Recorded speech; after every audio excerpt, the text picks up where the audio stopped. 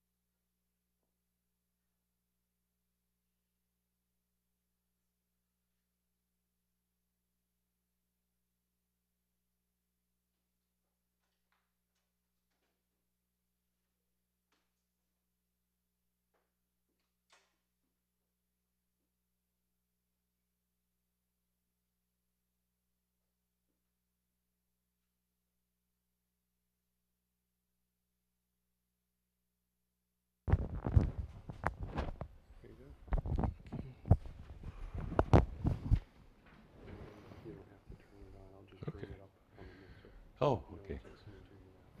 All right. I'll trust you.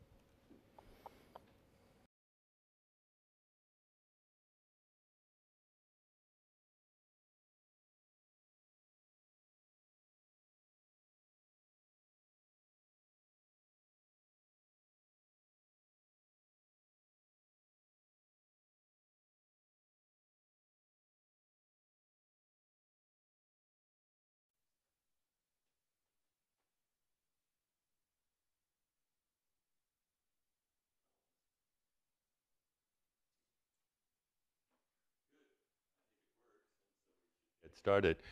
Today I'll be my own host. My name is Bob. Is this on?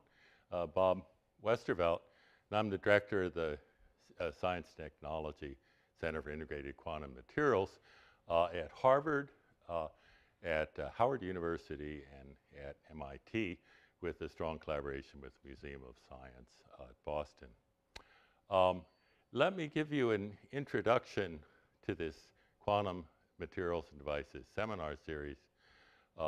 We will start with a series of 4 talks by people from the center, giving you examples of what we're doing. This year, after I give an overview of sort of the structure of the center and our goals and what we hope to achieve, we'll have 4 talks by advanced graduate students or postdocs from the 4 research areas. After that, we're going to broaden it into a general seminar series where we'll have outside speakers, for the most part, come in with the host to spend the day here talking with us about similar research at other places. And so it'll be very much like another seminar series like the Applied Physics Colloquium or some others that we have here.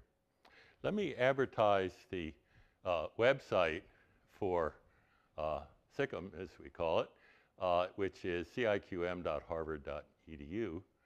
Here's our group at a happy location for the annual meeting, discovered by Naomi Brave. Here she's the managing director. And it has really a lot of information about the center. But in particular, if you look at the menu bar, it has a list of seminars that you can click. We have the Quantum Materials and Devices seminar, which is where we are right now. We also have the Bacon Plus seminar and then seminars with grad students. So then you can click that and then get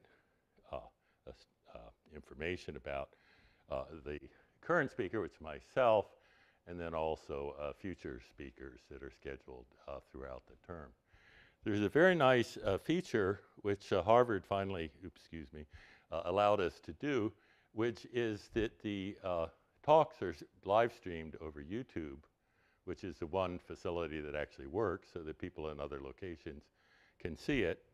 And that there's a live stream here. Boy, if I actually punch that, it probably blows up or something. Like a closed loop in space-time or something that's, we can't allow this to happen.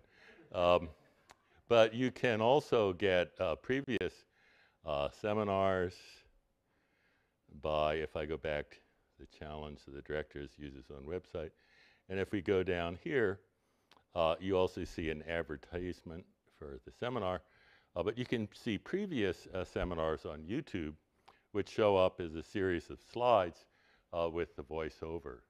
And so that if you miss a seminar or if you want to pick up seminars from last year or things that you're particularly interested in, this is open, and it's completely open to anybody in the world, which was the new feature for Harvard to allow us to do that. And so this is not just the Quantum Materials and Devices seminars. Here's Stephen Richardson at the Museum of Science giving a public lecture. And so there's really a lot of information here that you can sort of look at whenever you feel the interest.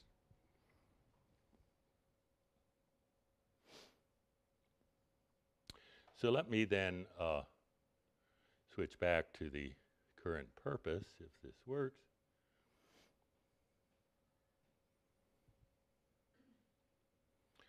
And so today I'm going to give you an introduction to our center. Let me do the other organizational thing that we need to carry out, is that it's possible to attend the series of seminars for both the fall and the spring semester for graduate course credit. It's Engineering Sciences 294, and that's a reading course. The course work is pretty straightforward, namely you have to show up for the seminars. But it's a pass-fail course, and so you get a full course credit if you show up. And in order to do that, you have to take it both the fall and the spring terms because it's only 1 lecture a week, and you're supposed to get 2 lectures a week, and so you take 2 terms. And so we do take attendance for the people who are taking the course for credit. And then if you're interested in doing that, please just sign up at the end of the course with your name and your email address up here. If you're not interested in taking it for credit, it's totally fine. that you show up whatever seminars that you like, and we're running it as an open seminar series for whoever would like to be in the audience. So does that make sense? Or? So no grades. I think that you really, taking it as a course is actually pretty enjoyable because we're trying to make the lectures interesting, but they'll cover a broad variety of kind of current research in the field. And so it's not the same thing that you would see in a regular course where you're going in far more depth in particular areas and technique with maybe more technical edge, but you actually see the topics that people think are interesting and worth pursuing. And in terms of developing your own interest, is what I like to do myself in the future. It gives you some selection of what the choices other people have made. And so personally, I find this kind of thing interesting to look at. Okay, well, let me go on with the introduction. And so the SDC is a collaborative effort between the three major universities and also the Museum of Science. And let me give you an idea of a new field, and that's the field of quantum engineering. And this is brought about by the ability to make things so small that the quantum mechanics takes over even at room temperature. And if you look at a plot here, shown, I can go over here with two screens. Here is the size of the structure in nanometers, and nanometer is about the size of 10 atoms. From 10 nanometers, 1 nanometer, and 1/10 of a nanometer.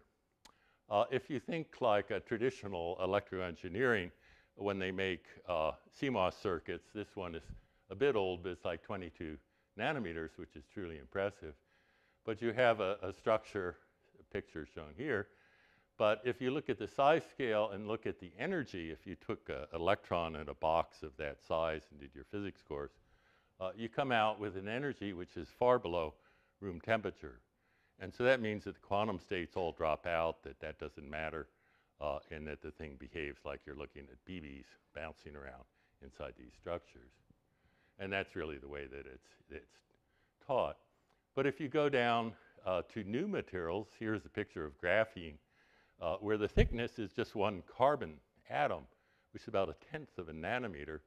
And you look at the associated energy with that, it's 10 electron volts, or 10,000 degrees Kelvin, much bigger than room temperature. And so that means you can take a sheet of graphene and see quantum effects, such as the quantum Hall effect, at room temperature. And so it makes a big transition from something that happens for a lucky graduate student in a research library somewhere with liquid helium dewars and the like, to something you could buy at CVS for, 50 cents sometime in the future that would do something useful. And so this is a big change. It's brought about by materials that are actually stable and happy at these kind of length scales. And it's these new materials, really, that we're going to talk about in the center. One of them, of course, is graphene. It's a nice picture here that's only one atom thick. It's interesting, it was discovered really by Geim by using Scotch tape and a piece of good quality graphite. And if you can peel a single atomic layer off, and as many of you know, with skill, you take the Scotch tape and you go pow, pow, pow, pow, like this, and you look under an optical microscope and you can pick out the ones that are just one monolayer. And then you stick it down and start doing measurements. It was predicted before that the graphene would sort of crumple up and somehow blow up philosophically, and it was incapable of just being one atom thick. But instead, it's an amazingly strong and sort of rigid's not quite the word, but a strong structure that's like a big molecule that really chases away other materials and is one of the strongest materials in the world, the strongest by some standards. Other materials are like that too, and they allow you to stack together structures that are layers of graphene, boron nitride, transition metal dichalcogenides to make a whole new class of electronic materials. Another one that occurred not quite by accident, but people were looking at color centers in diamond. A color center is something that makes a gem have particular color, like ruby with the beautiful red color is from chromium ions in Al2O3, which is normally clear. And so people, jewelers and like, have known about these for a long time. But it was discovered in an NV center that you can actually store a single bit of information on the spin on an electron at room temperature for like milliseconds. And this was really a total transformation in quantum information processing. Instead of having to go to a research lab with an apparatus cooled down to milledegrees Kelvin, you can actually have an apparatus that fits on this table that will do the experiment. It's again transformative in that you're really changing the game. Another thing that happens when you go very small is you find new types of particles. And it's a bit like high energy physics. If you look at a vacuum, you know that you have an electron. If you want to carry information, you have an electron or a photon can go from here to there. We have atoms that are flying around. When we understood solids, maybe 100 years now, it's quite a long time, we found that in crystals, you can also have electrons moving freely as block waves. Only they're electrons in holes, they have different mass, but otherwise they act like regular particles. You have photons, they move a bit slower because of the index of refraction, but they look like regular photons. And you have a new particle, which is a quantum of sound called a phonon. But when you go really small, new particles start showing up. And in graphene, for example, the electrons and holes act like ultra-relativistic particles, where they move at a constant speed, as if they were traveling at the speed of light, and they have no energy gap as you go from electron to a hole. It's really new. In topological insulators, turns out you get edge states that look like the quantum Hall effect, only these edge states occur in zero applied magnetic field. And so it means you can have coherent data channels that are going around in a circle at room temperature in little flake of something I would hold in my hand. And again, for a diamond, you can have a qubit stored on a single spin, again at room temperature. And if you want to do quantum information processing or quantum computing or quantum communications, you don't need the Dewars and low temperatures anymore. And so these motivate the vision for our center.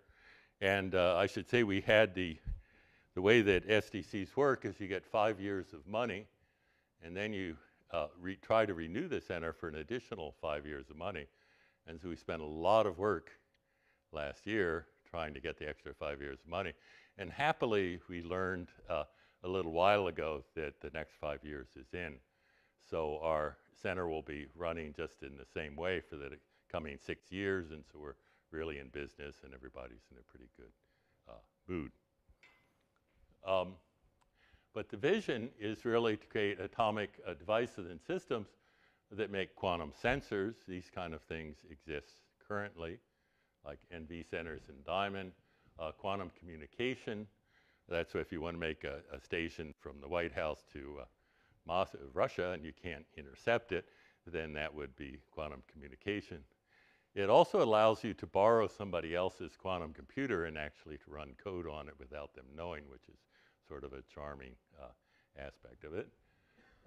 And then quantum computers, and these were originally sold as being able to crack codes. If you had about 1 million qubits, you can actually decode somebody else's encrypted code, which of course would change cryptography by quite a bit.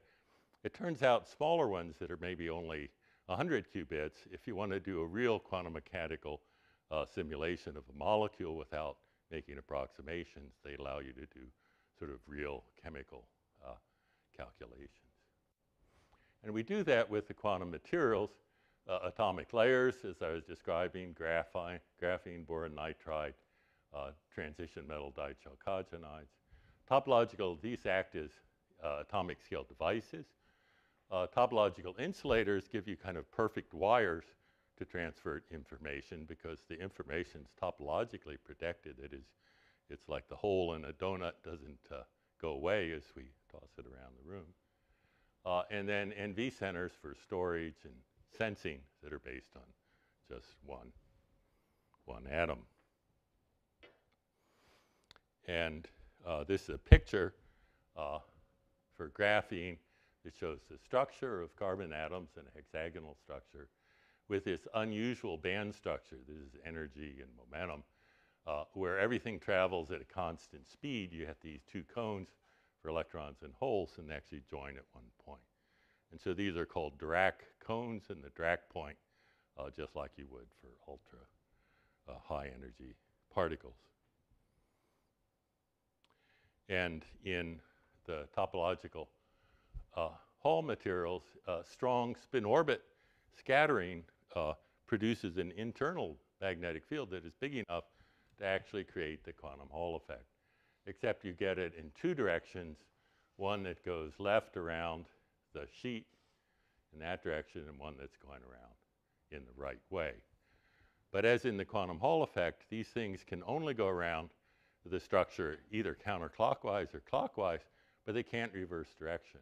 And so if you want to send a bit of information on the blue track, it'll go in this direction no matter what happens. Even if you corner off of the crystal, it'll still go that way. So in analog is if I'm sort of topological, and if I want to go counterclockwise, you just touch the wall with your finger, you start walking, I can close my eyes and I can keep doing that.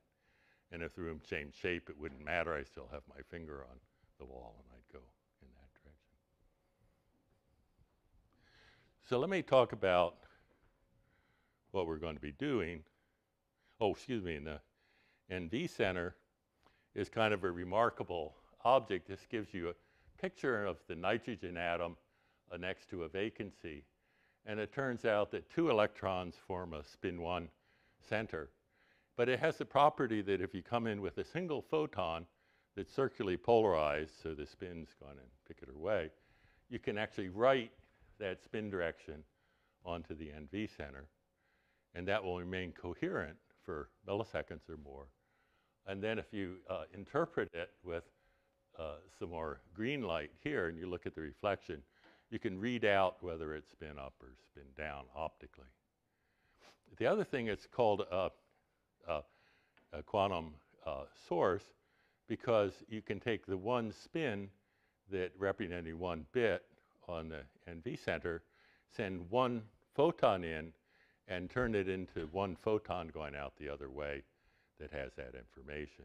So it's a way of taking the bit that's on the qubit, that's on the electron, and putting that qubit on a photon, and then the photon takes off. So if you're going to start to make communication or computers where you're using these to show information, you can then transfer that information onto a photon and then send that somewhere else. And so that's a fundamental virtue of these things. So in order to, why do we have the center? In order to make these things work, there's sort of this circle of success. And myself, I know a bit about device making, touch-of theory, but other people know different things. And to really get going, you have to mix this kind of atomic modeling and understanding, like you show here, happy theorists, with people who know how to grow these new materials, which is really not easy because some of them were not previously known, or they're predicted but not really created. And this shows Jenny Hoffman's MBE system. And then you need to do the device fabrication and characterization. And at Harvard and CNS were really very well set up for this, also at MIT and Harvard.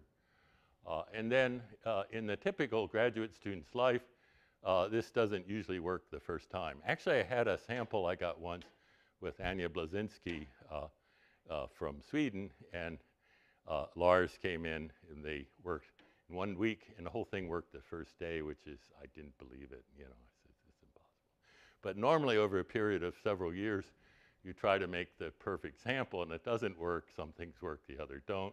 You talk with theorists like Bert Halperin or somebody, and you find out what's the next thing to do: grow an improved sample, make a new device, and you ground this loop a few times before you really hit the mark. And so getting people, a mix of growers, device makers, theorists together is really important. And so in forming the renewed part of the center, we had a lot of brainstorming sessions to actually get from the people themselves what they would like to do and what they thought were the right topics. We came up with 4 research areas, and the leaders here have an important role because they actually are directing that part of the research, and they make decisions about what directions they'll go and what's good and bad and the like. And so the first one is novel van der Waals heterostructures made out of atomic layered materials. And Philip Kim is heading that structure, or that research area. And Philip, of course, is one of the leaders in graphene, one of the original people that put graphene on the map. He's also an excellent device maker, if you want to put it that way, that they know really sophisticated tricks to put together high-quality structures. The second one is new topological crystals, led by Joe Jakelski. Joe is an MBE grower, and so he actually makes materials that didn't previously exist after talking with the theorists, and then to try to develop topological crystals which were previously imaginary. At least Liang Fu had it in his head that this could be done. And so this is very good for pressing the future. Amir Yacobi is looking at topologically predicted qubits. The problem if you're making a quantum communication or a quantum computer is that something will hit this bin and be coherent, and then you've lost the game and the information goes away. And that's been the big battle, is to make those coherence times long. But it's a tough battle because a lot of little things can come in and mess it up. But if you have a topologically protected qubit, then the topology means that it can't flip sign. And so it's a huge advance. The theory of this has been fairly far developed, but actually implementing materials and structures that do it is just beginning.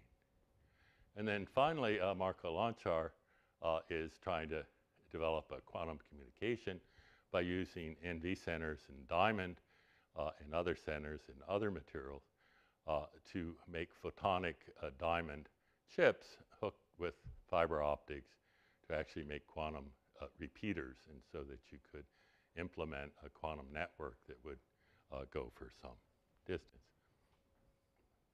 So any questions so far? Actually I should be running this more informally as opposed to being the old professor who is chewing away up here. Things you'd like to know? Actually, you can ask me a lot of things. I won't mind. Can you explain topological crystals? The topological insulator, yeah, I can. If you had a three-dimensional one, and suppose that you had a hydrogen atom, I can do my dancing here. My wife likes ballet, and see if I can do it. So you have an electron that's whipping around the proton. Here's the proton. Here goes the electron. And there's something that's called the spin orbit effect, is that this thing looks like a current loop, okay? And if you have a current loop, it produces a magnetic field right in the middle here. And so the spin orbit effect is just that magnetic field dotted into the spin of the proton with a relativistic factor of 2 thrown in. But you can do it the other way. Yeah, it is ballet. So here's the electron, and now you're sitting on the electron, and I'm going around like this. If you're sitting in the electron, then the proton is going around a loop around you, and then it produces a magnetic field on the electron. The same effect, it's just the way you do it. And it turns out that that magnetic field gets bigger and bigger for atoms with more and more electrons, because when you stack them up, those electrons are closer to the nucleus, and they can actually reach fields that are almost relativistic. Okay, and so that's why you go after the topological insulator crystals. That if you have the chart of elements is like this, they're down sort of in the lower right corner for heavy materials and to the right. And that's where the field comes from. Since it's an internal field, you don't have to put on an external magnetic field to make it work. The thing is, I always thought, I'm an experimentalist, I always think experimentalists do the discoveries, The theorist explains it, but that one was pure theory. I mean, experimentalists, as far as they know, had no inkling that this would actually work. And then when they tried it out, it did. Good. Other questions? Or? Okay. Well, let me tell you a bit about each research area and give you a few examples, specific things that are going on. What makes the center work is we really have a superb group of investigators involved, not just the leaders, but if you look down the list of each group, you probably see a lot of names that you recognize that have done important things in the field, or young people who are really very promising. And it's a mix, again, of theorists, material growers, characterizers, device makers, and the like. And it's that mix, really, that makes things interesting. So let me start with novel van der Waals heterostructures with Philip Kim as the head. The part that is sort of remarkable, as I was saying for graphene, is that if you took a single sheet of graphene, it's only 1 atom thick, you would think, wow, that must be really delicate. And the other one, from an entropy point of view, you'd say, why is it flat? It should be going in all these other directions. There's more entropy, right? And that was the prediction, despite the fact that people work in intercalated graphite since the 1940s, that nobody used the Scotch tape until 1964, which has really griped out a whole lot of people. Okay, just imagine, you had that Scotch tape and Bing Nobel Prize, it would have been good. It turns out it's not just graphene. The transition metal dichalcogenides have molecular layers that are very internally strong and conduct electricity very well, but they don't stick to each other very well. And so this Scotch tape technique also works for the transition metal dichalcogenide materials too. And they act like regular semiconductors, optoelectronics, and seem more like regular materials. The fact that they're all so strong and flat and pure allows you to do sort of an atomic scale heterostructures where you're stacking up things that are just 1 or a few atoms thick, and they're all held together by van der Waals forces. And then you can rotate them, mix different materials, and go after interactions, quantum interactions between them. And so that's a whole new field. I worked a long time with Art Gossard on 3.5 heterostructures, but if you make them more than about 10 nanometers thick, they start getting rough. The interfaces are no good anymore, and things stop, but not here. So let me give you a couple examples. And as you can tell, this one was done at MIT, as you can see, and with Jing Kong, who's really one of the best growers, Tomas Palacios and Pablo Girio Herrero. So they made an infrared detector.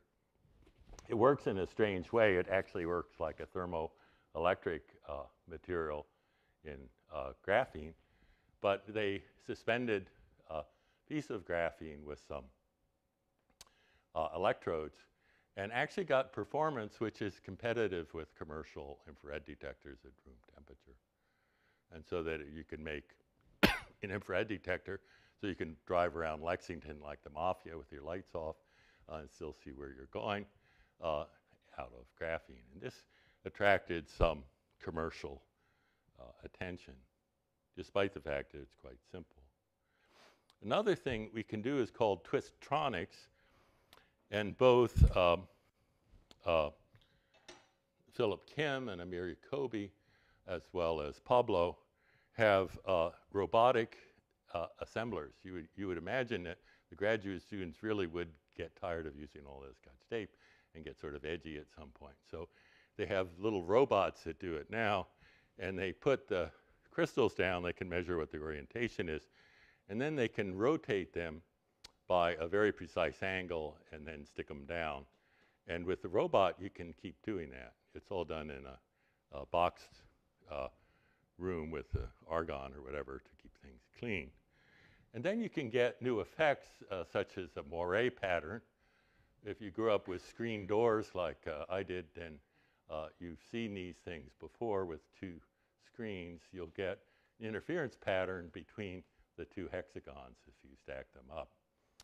And by taking that seriously, you can make that pattern to be whatever size you want by controlling the angle. And it changes the band structure of the material. And so you have a band structure that's associated with new periodicity as opposed to the old one. And this shows some data which shows that this charge neutrality point is actually where they start, but then you can have new minima that are created at particular densities as a result of doing this. And you've created a new material. And you can play other games such as this by, again, having a moire pattern. And if you wanted to make an array of magnetic particles, for example, that are very small, you can just use the gap between the places in the moire pattern to actually track those particles and end up with a larger hexagonal array like this.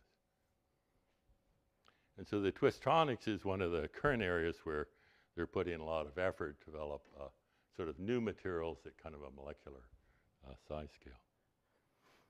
Another area we're going after is the discovery of new topological crystals.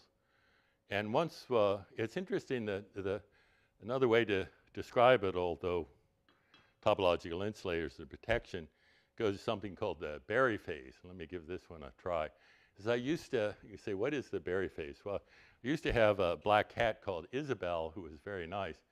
But then you fool around with Isabel and all that shit in my lap. But you could take Isabel and hold her upside down at about this height, and then just go like that and drop her. And then she would flip over and then land on my lap and then dig the claws in maybe a little for revenge for doing that. But cats have this ability to flip over in mid-air, and how do they do that? It's actually a Berry phase, and boy, I'm getting old, I can't do this or not. But Berry phase is where you go through closed motion, you come back to the same place, but you change things by doing that. And what the cat does is it bends here, and then it goes a cone motion with the top of the cat, which if you look closely, you can actually see that. And by doing that cone motion, if I were in a turntable, I would move this much. And I have sort of a demo where I do that with. And so that's a Berry phase. And it wasn't realized to be actually important until quite recently. It turns out quantum mechanically it's true too. So if you think about a molecule that's undergoing that kind of rotation, it'll actually change the quantum states in the molecule. And that's what gives rise to the topological insulators and the fact that you have surface states that are qualitatively different than the states in the bulk. And so that realization has created sort of a playfield for the theorists. Liang Fu at MIT is one of the original discoverers, and Linus Baraguzek here at Harvard has worked in the chemical angle of this area for quite a bit. And so the game that they're doing is really to make materials that didn't previously exist. And so Liang is a wonderful guy because he's very abstract. He's actually talking about crystals where he doesn't know what the atoms are, okay, to give you an idea.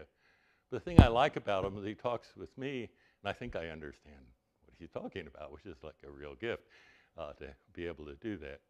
But then he works with Alain, and with Alain they have a theoretical sort of database of materials that they can look for those band structures of those characteristics and sort out the right ones. And then Joe Czajkowski, Nugedic, Jenny Hoffman, Modera actually grow these materials. And then we do characterization with RPES or the like to see what the structure actually looks like, or TEM, and then make a device, see whether it actually happened, and then start over again. And because we have the right mix of people put together to go from fundamentals to sorting out the right materials to growing the materials and testing them can work very well. Let me show an example. This is something theory done by Liang Fu. And he has a topological transistor that we've invented a picture for. But if you have this tin telluride material in that structure, if you have 12 layers of it, it looks like a regular material with the gap. But if you go to 14 layers, then it closes the gap and makes a topological insulator that has edge states. But if you take the 12 layers and you put a perpendicular electric field, it switches. And you take a place with no edge state and then created an edge state. And so it means that you can make a switch just by having a very thin layer of this material and then put a gate voltage on it. It'll create edge states. Gives you an idea of the kinds of games you can play. I'm the CNS director, and so I like to show off CNS.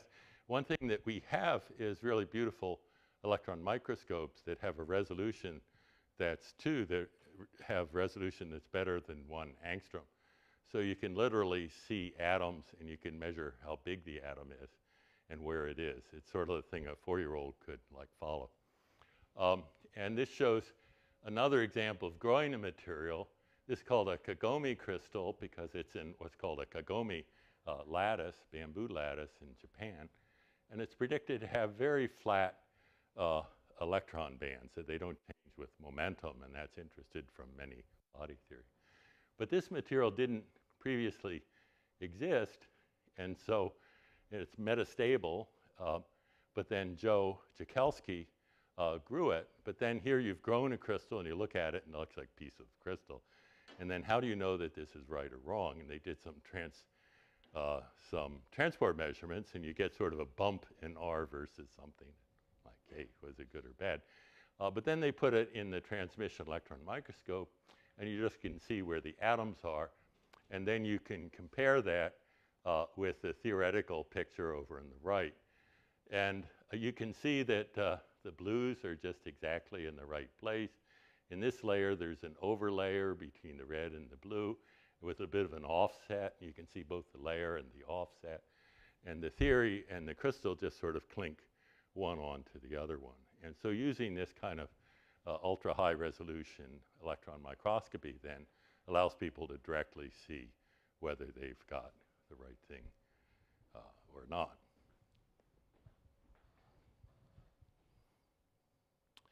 Another thing that's turned out to be very important is I talked about edge states carrying data. And the problem with a regular topological insulator, a very thin one, is there's 2 edge states that go in opposite directions. And this is sort of, you know, not exactly what you want. And in Shui's group in China, and then a better version by Jagadish Mudera at MIT, created magnetic transition metal dichalcogenized by doping them with magnetic ions that are ultra thin. And they have this one-way pattern that's going away, one-way edge state that's going around the outside. And so that's a one-way current you can use to transmit information. And at MIT, Suyong Chang got really beautiful results at 25 milledegrees, where this shows the magnetization and then showing the existence of the edge state. And he recently won IUPAP award worldwide for the achievement of the year for young investigators. And so this is trying to actually make this happen at higher temperatures. Another thing that people are doing. Oh, but I left that slide out. So, but trying to actually do the materials work in this case, get materials that will actually go to the application is the kind of application kind of things that people are doing. Topological protected qubits is looked after by Amir Yacobi. And it's interesting, there was a theorist called Majorana back in the 1930s that was working with Enrico Fermi, who was Nobel Prize-winning, very famous person. And he came up with the idea that you could have a new particle, which is called a Majorana fermion, which is, if you take 2 of them, you can make them into an electron. But it was its own own antiparticles, or like photons are, and had different characteristics. And the high energy people tried to find this since the 1930s. There was no progress. But recently, that there is a hope and some conviction that you can actually do it in nanowires and quantum materials at low temperatures. And there's claims that you can have a nanowire next to a superconductor where you take one electron in the middle and then separate it into two Majorana particles that are far from each other but are entangled quantum mechanically, so they carry the same information. And so that if you hit the right side of it, the left side doesn't know, and then it's protected. And this is sort of the game that people are playing. Experimentally, I think it's very difficult, but that's the way it works. In order to do computation, it turns out if you have two Majoranas going like this, if you can braid them by flipping them this way, you actually create 1 bit of information. And so by these braiding operations where you make them cross each other, that's the way you would actually make a computer. And so the theorists have kept themselves busy for some years figuring out the details of how that works. And the experimentalists now are trying to implement that in real systems. And to show you a couple examples of this, what people would like to do then is to create coherent states of particles in order they can start thinking about these braiding operations and the like. And Amir Jacobi's group in graphene with superconducting contacts, they were able to create edge states that are running along the sides of a channel.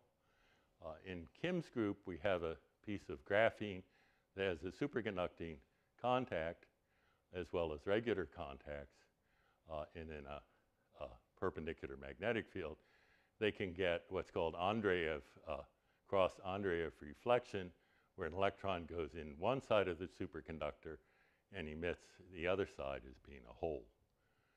And so this is a way that you can actually coherently couple an electron and hole in edge states in order to knit together these structures.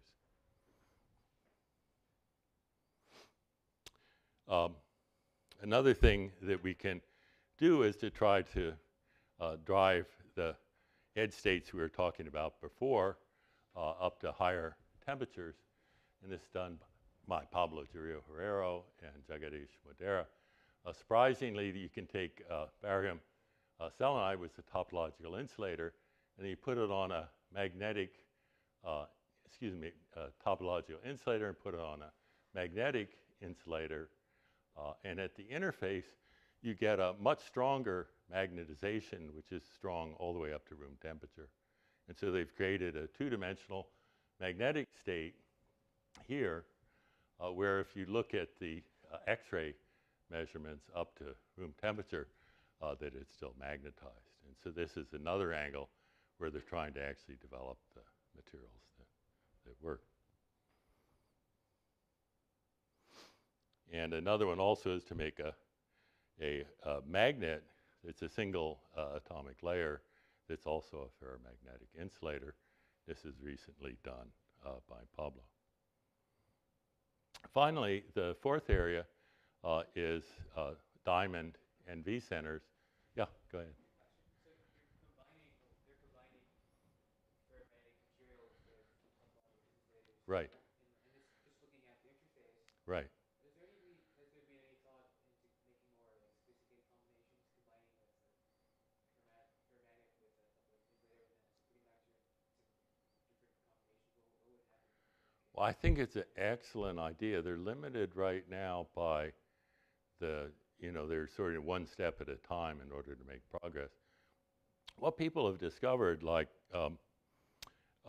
Jenny Hoffman discovered a superconductor. When you have a bulk piece of the superconductor, see if I can remember the numbers correctly, it has a transition temperature or critical temperature about 7 degrees Kelvin.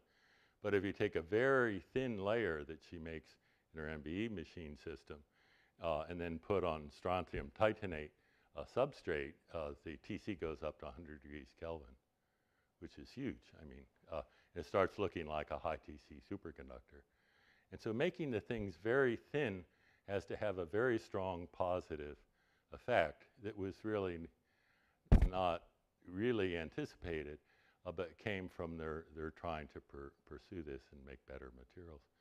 And likewise, the fact that this worked so well, it was just what seems like a good idea, and let's see what happens. And in fact, it got a far stronger effect because the 300 degrees is much higher than the critical temperature for the europium sulfide. And so the whole thing works a lot better than it would have any right to. And so it means that these two-dimensional systems that they're making are really actually quite desirable, and they're trying to figure out questions like you just asked. Other questions? Or? So the fine one is diamond, which is always popular. There's a secret jewelry store I go to with my wife, UPEC, that's actually in a hangar in the middle of an abandoned airfield in the Bay Area. And then we have, I don't know what the source of these gems are, I worry sometimes, but you can get like a pearl necklace for about $5. And we actually got a whole set of beautiful pearl. It turns out nobody wants pearls, but pearl, what you do is you take the pearl and you go like this on your tooth, and it feels rough and catchy. That's a real pearl. If it's made out of plastic, it'll go slip, slip, slip, and you don't work. And so while you've got this necklace, you're going like this, and you try to, see what you can find out. But we've done extremely well with pearls. They sell diamonds too, but they're a little bit more fussy about getting low prices on diamonds. But a lot of jewelry there can be almost nothing. And so that's one of our habits, is to go to this special Wednesday sale. And the other people are mostly low-rent jeweler people who sell it for a lot more. But let me get on with diamonds here. The idea here is to make what Marco calls the quantum cloud. That is, suppose that we had quantum computers that were solving problems for us in quantum mechanics or decryption or whatever, but it doesn't happen to be in Cambridge, but it's in Moscow, for example. And so you want to use that quantum computer. You need to have a quantum connection to it that's totally coherent and then doesn't screw things up. The other thing is the quantum connection, since you can't interrupt it because it won't work or it can be detected, is sort of unknowable from a very deep point of view. And so this is something that people are working on where there's some progress and where I think you can actually get the desired end result in maybe 5 years or so. This is not the distant future. And so that's the overall goal, but it's a mix of photonics for the optical fibers along with diamond and color centers, kind of thing we were talking about before. And to do that, then, Marco Lonchar spends a lot of time working in CNS developing, takes a diamond crystal from element 6, pure crystalline diamond, you can see through it, and then puts diamond photonics on the top by etching it with reactive ion beams. And to just show you the level of sophistication, these are a series of optical resonators that he's made. And at the end of the resonator, it's coupling to an optical fiber. And the way they do it is they taper them both like ice cream cones and then put the fiber right up against the diamond like this. And so the idea is that you'd have a functional system that the whole thing is on a diamond chip with the memory sites being NV centers and then connections being photons. And they've really gotten to be quite sophisticated with this. People say sometimes it has to be diamond. Turns out that's not true. You can take a transition metal dichalcogenide, this tungsten selenide. Actually, in Marco's group, they have graduate students with this incredibly good graphic arts capability. I don't know, we have to bribe him in order to get some covers for, journal covers for our center.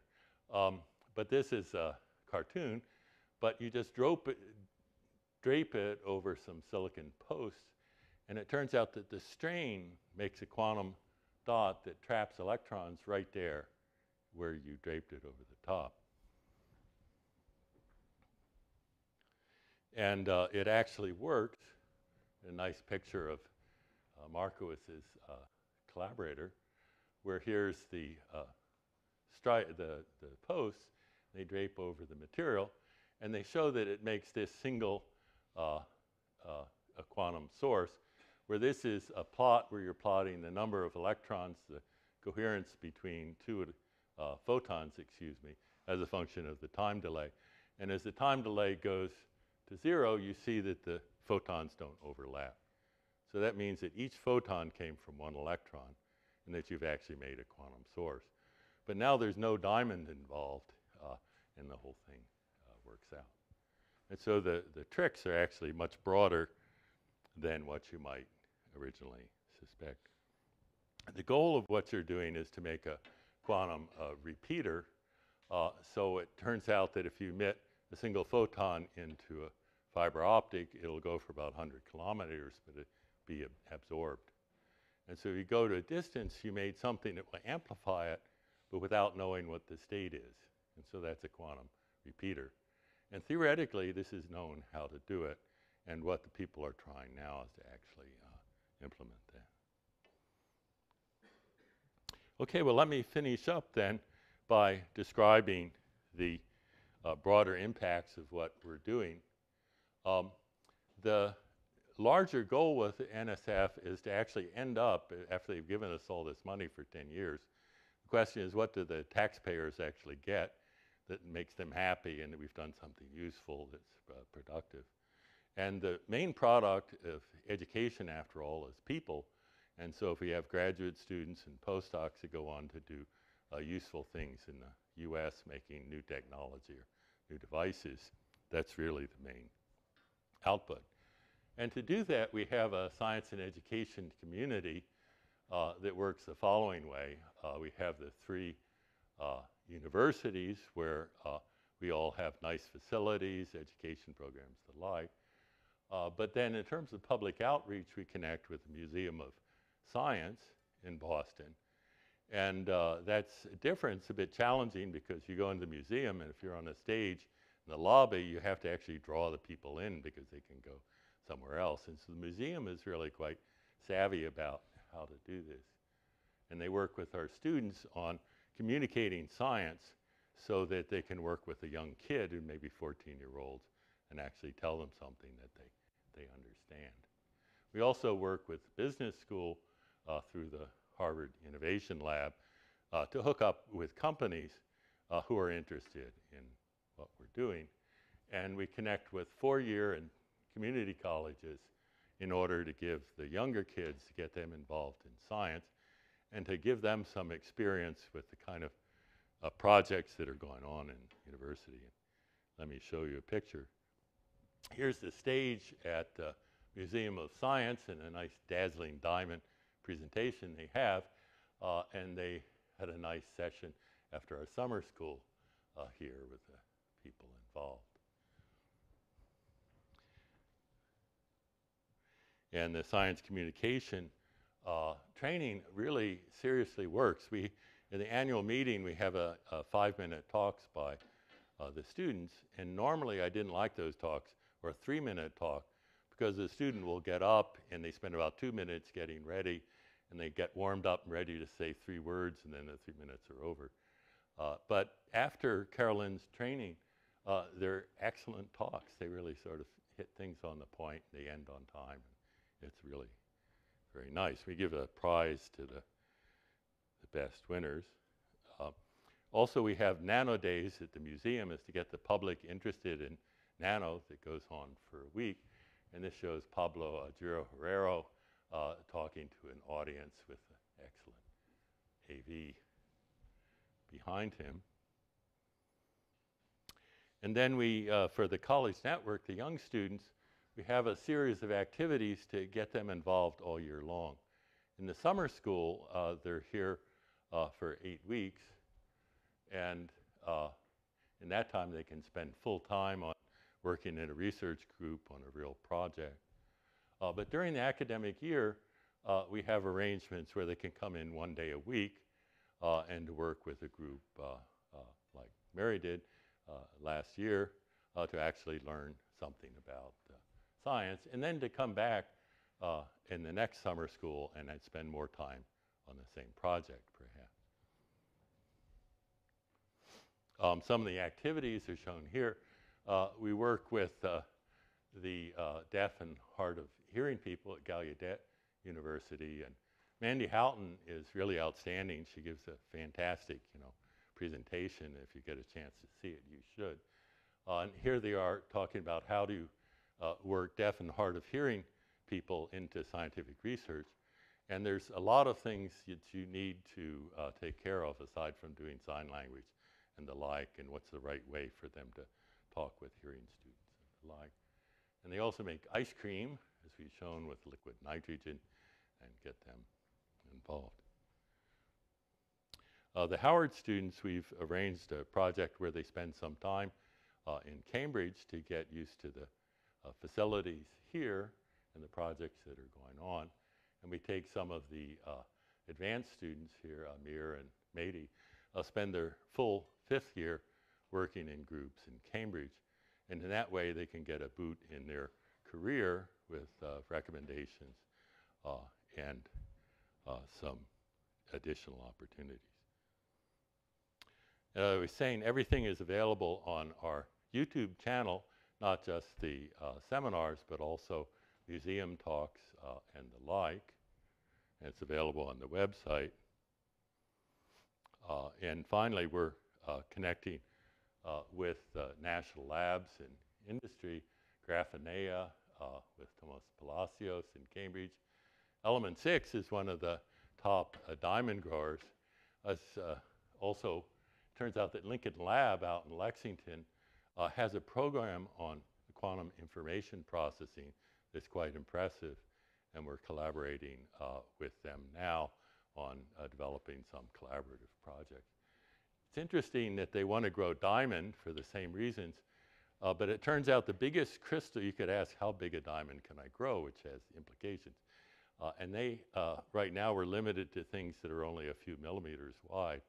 But they're hoping that they'll actually make a crystal that's 2 millimeters across. And I told them, well, if you do that, you can get out of the research business and we'll be selling diamonds and be in excellent shape. And then some of the students actually have startups. Okay, and the final thing is we actually, each year we have a Frontiers in Quantum Materials and Devices seminar internationally. And we had, Pablo has an excellent suggestion to have it at San Sebastian in Basque Country in Spain, which has a beach. And we had it actually in the Queen's Castle on the side. You could look out and see sailboats as you're talking. And the food is exquisite, and so this was an excellent selection. We're searching for some place in Boston that is, near as good as that. If you have any suggestions, please let me know. Okay, well, thanks very much. That's it for today.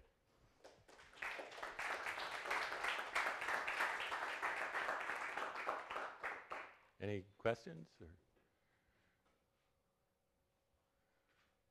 Okay, if not, that's it. People who are interested in ES 294, please sign up in the front and give me your email address.